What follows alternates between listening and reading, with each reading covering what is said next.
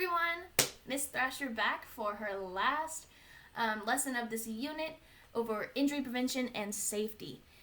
So this lesson is going to be about social violence, and I know that sounds scary, and I know it sounds like it's going to be very harmful or hurtful in ways, but mostly social violence is talking about hurting someone with your words or hurting someone through social media. Especially social media nowadays.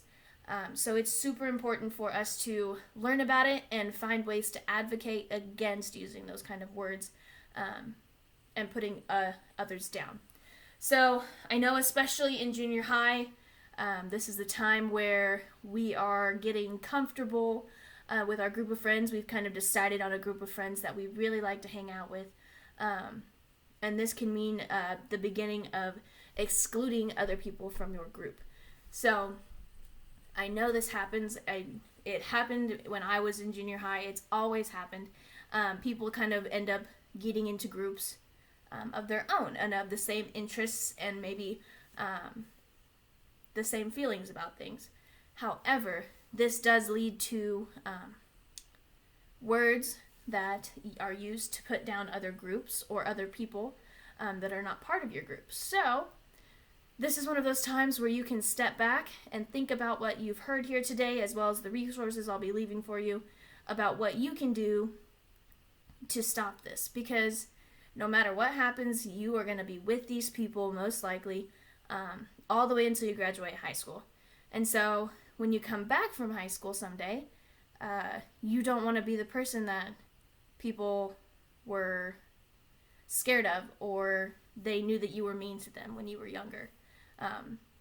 Because as you grow up, you're going to realize that using words to hurt people is not the way to go. It just doesn't work.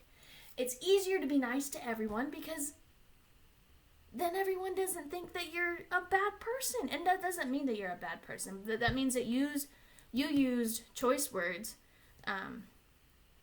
to hurt someone else. This is also especially now pertains to social media and using that social media platform to say things about people that shouldn't be said, you know? Not good.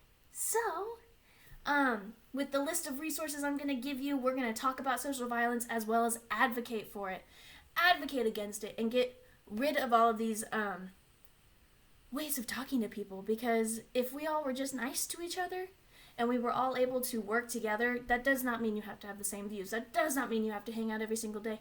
But being able to sit down and have a civil conversation with someone, anyone, is the right way to go.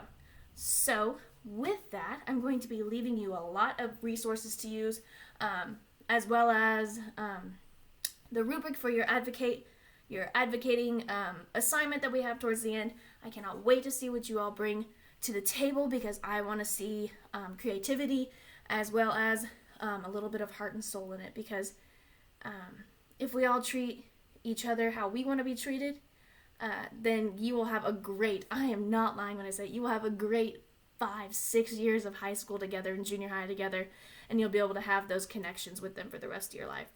Just remember that, because it's super important to look into that and look into the future and pretend that you're 40 years old going back to your high school reunion and thinking about what you want people to think of you.